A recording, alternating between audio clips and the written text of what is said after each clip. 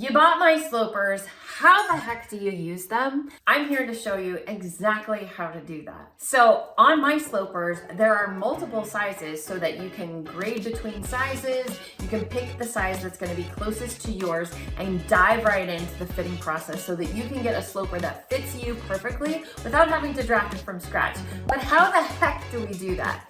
That's what we're going to be talking about today.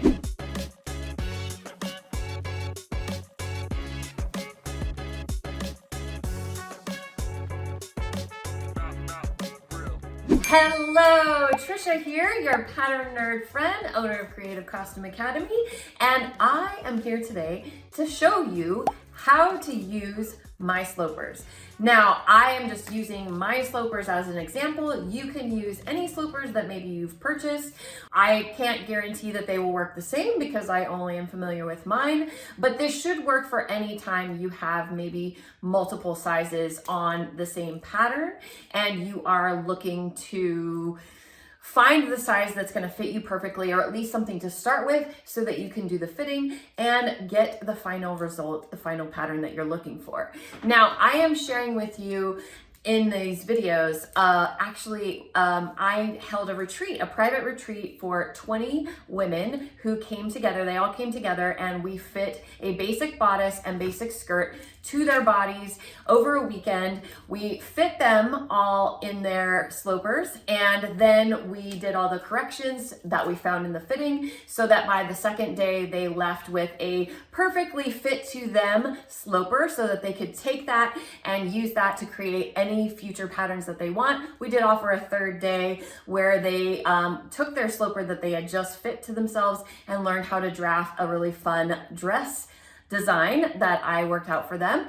And so now they are all happily sewing this dress design that perfectly fits them, because that is the magic of having a sloper, is that once you have a sloper that has been fit to your body or whoever you're making patterns for, then you actually have a perfect starting point for any design that you wish to draft if you're drafting it from scratch, and you don't have to worry so much about all of the fitting problems that could arise when you're starting with a pattern that has not already been fit.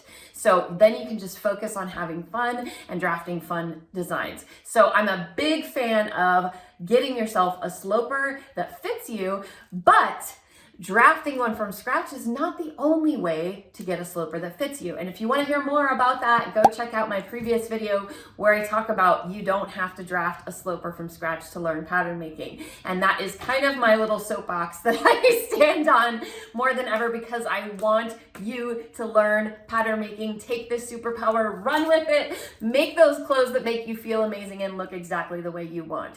So let's get back to our task at hand today. So when students start with me, or you can actually go on my website and purchase slopers that are already made for you so you don't have to draft them from scratch. But when you get them, they're a lot like these modern patterns where you have 5 sizes on one pattern. Actually, here they are. Actually, why not just show you what they are? So this is the small size. So, but there are 5 sizes, 6 to size 14, all on the same pattern file. The reason that I enjoy doing this is because then you can blend between sizes, because sometimes you're one size in the bust, you're a different size in the waist, and then you're yet a different size in the hips. So as I was getting the patterns together and ready for this retreat, I had 20 women that what I did was I took my basic slopers and I adjusted them, comparing them to the measurements that the ladies had given me. And I made some major, not major adjustments, but broad stroke adjustments to their patterns so that I could have a mock-up of their sloper that was close to their size ready for them when they showed up on the weekend. So every lady showed up and they had a muslin bodice and skirt that we then fit to them. So I was doing this in preparation for that retreat. So I realized as I was working through all of these patterns that this probably isn't a process that a lot of people are familiar with, and it might be helpful to share how I'm using these slopers that you can purchase. Or if you're a student with me, if you sign up to any of my programs, you get all of my slopers, 15 different sizes, included with my classes. So as a student, as a student with me, they automatically get all of my slopers. And so I wanted to do this video just even for them to know how to utilize these to the best. And I'm sharing it with how I prepared for this weekend retreat. So that's what you're going to be seeing in these videos. I made a list of everybody's measurements. I compared them to the sizes of the slopers that I had. And you're going to see me, I did blend 2 different sizes because that's what one particular participant needed. And then also, just so you know, all of these slopers, if you were to get them from me, I don't know if this is the case, you know, if you were to buy them from Etsy or somewhere else that sells slopers, but all of my slopers have no seam allowance. No seam allowance, because when you are drafting a pattern from scratch and you're using a sloper, and once you have a sloper fit to you, I highly recommend that you put it on some thicker paper, some oak tag, because this is something that you trace out over and over and over again. This is your starting point. And maybe I don't want the dart down there. Maybe I want the dart here. Maybe I want to draft a princess seam. Maybe I want to add gather somewhere or a yoke to something. You know, there's a million different design options that you can do, and maybe you'll start with your sloper. So you're using that as a starting point. So I don't typically include the darts or seam allowance on my slopers so that you can do your design and figure that out, and then go back and add the seam allowance and the dart root and everything that you need to turn a sloper into a pattern so that you can actually sew that out of fabric. So that's also the steps that you're going to be seeing with me. So first I'm looking at the size and blending sizes if necessary, and using, you know, the slopers that I have available to my students and for purchase. And then once I'm happy with those size adjustments that I've made, adding in the dart root, adding the seam allowance, finalizing the pattern so that then I could cut it out of muslin and have those mock-up slopers ready for the fittings for the weekend. So hopefully you find this really helpful. Let's get into it and let me show you the process, and hopefully you can start using it for yourself as well. All right, so for tracing off slopers for all of my people coming to the retreat, I do this like I used to do for shows. So I get the name, bust, waist, hip, center back to waist, center front to waist, what size I think they should go into, and what adjustments need to be made. So I did this for every participant. And then I go through, once I have these measurements, I compare them to my measurement chart for the slopers. And this tells me what size. So this person is going to be a size 16 in the bust and the waist, but we're going to grade down to a 14 in the hips. But even though we have a size 16 in the waist, we're going to add 1 inch to the waist. And I'm going to check the length because I didn't have the length measurements on my chart. So this one was a straight up size 18, but I took off 1 inch from the bust, added 5 inches to the waist, and I ended up checking the length and taking off 2 inches from the front and 1.5 inches, or 2 inches from the back, 1.5 inches from the front. This is a fun one because we're using 16. We had to go to up to the next size bracket, and then for the skirt we'll have to use both to grade. But the first thing we want to look at is the length. So she has 14.5 center front to waist. And if I measure size 16, which is what we're using, down to the waist, which is the bottom of the pattern, I get 15.25. So we're 3/4 too long.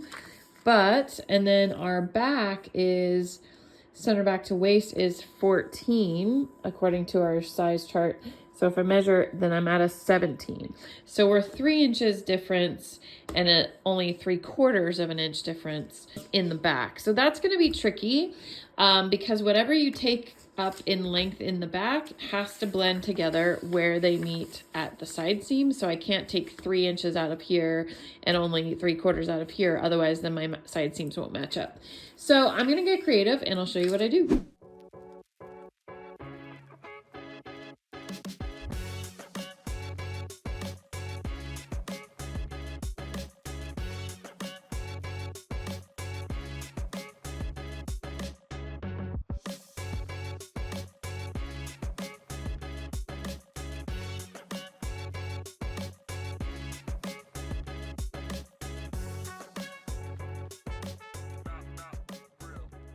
All right, so what you saw me doing was I traced off the 16 along the top, marked the dart point. Then I went to the lengthen and shorten line, drew that in. I wanted to shorten the front by a 1/2 inch, so I drew a line 1/2 inch above. Then I shifted the whole paper down. Notice the pattern was underneath as I was tracing it.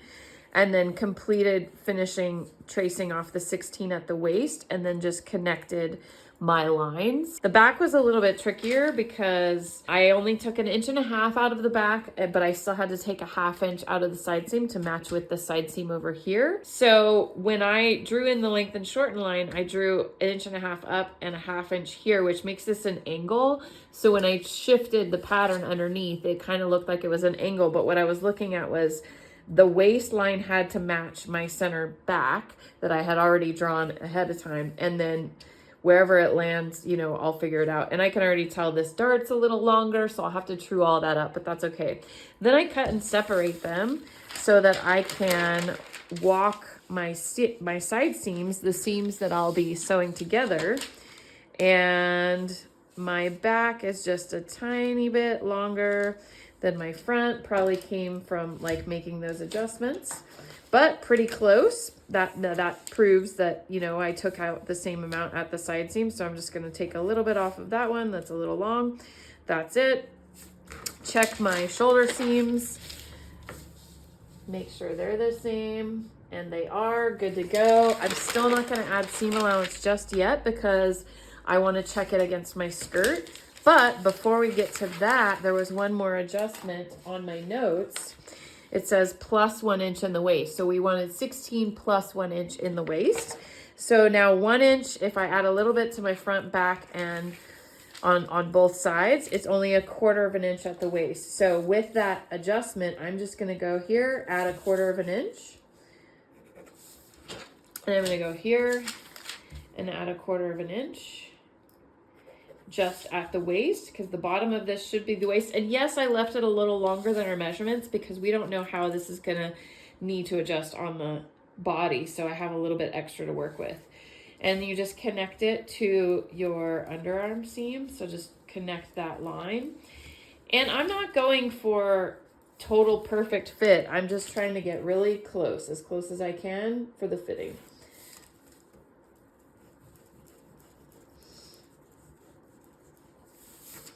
And really, I should have done that before I walked my seams, so I will walk them again, and I'm going to walk them this way this time, just so you guys may not be able to see. And my angle is a little off because it's coming up at an angle, so I'm going to, this way, mark it with my needle wheel to make them the same. And that one needs to come off just a little bit. And now they match up. Still no seam allowance because I may need to make these little adjustments and I don't want to have to worry about that. Now onto the skirt. All right, now basically our waist is going to be the 16, which is on this bigger size, this red line on the bigger size, but we're going to blend down to a 14, which is the cut edge of this size pattern. So what I'm going to do is but notice our center fronts are still meeting and our little notch of where to stop sewing is still meeting. So that is where I'm going to line things up, and our length is pretty similar. So what I'm going to do is I'm going to trace off the 16, the darts, and where it gets started here at the side seam. Then I'm going to stop. Then I'm going to mark this notch. I'm going to put this notch up with that notch, and then we will blend it into the hip here because this is the 14. We're going 16 to 14. Then I'll have to add that 1/4 inch because remember we added that 1 inch to the waist, which means we're adding a 1/4 inch, and I'll do the same thing front and back. So that's what I'm going to do next.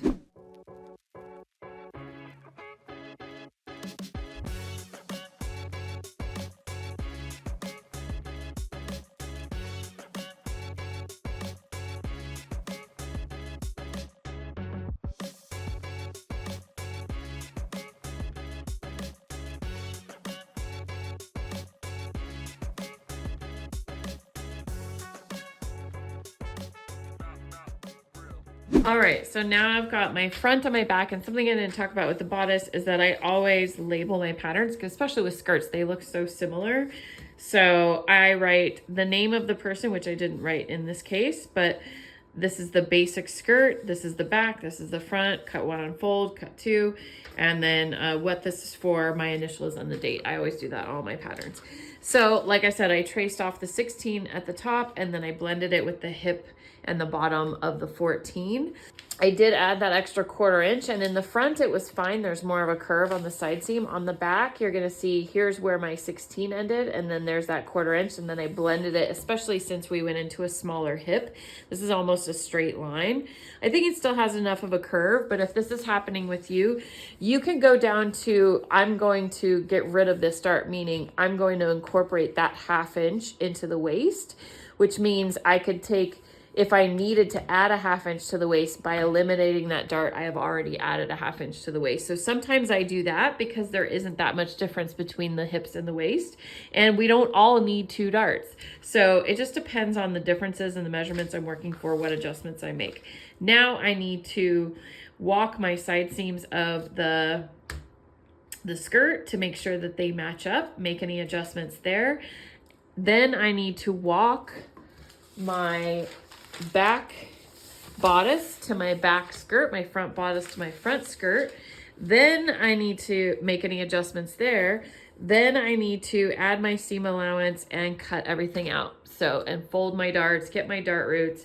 So I am going to do all of that right now.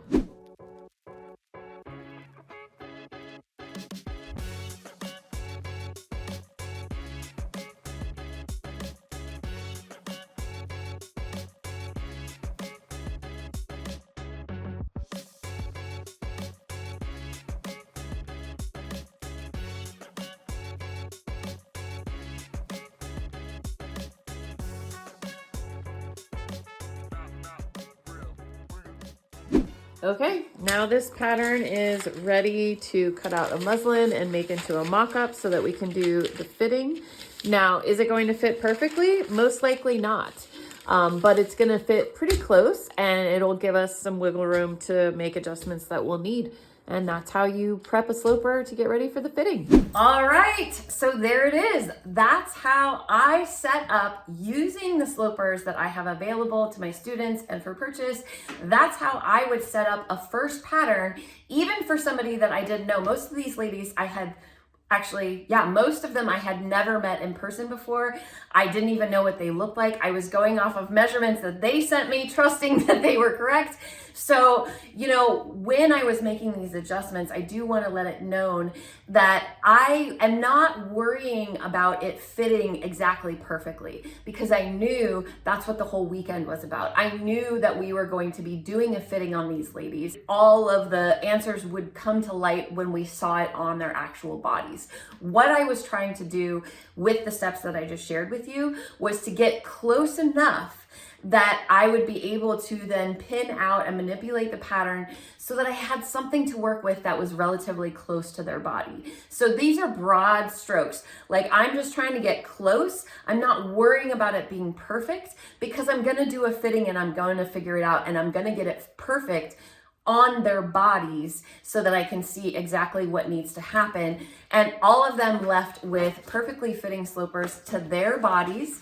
And the majority of them also drafted a dress using, and immediately started using their slopers so that they could, and I want to be honest here.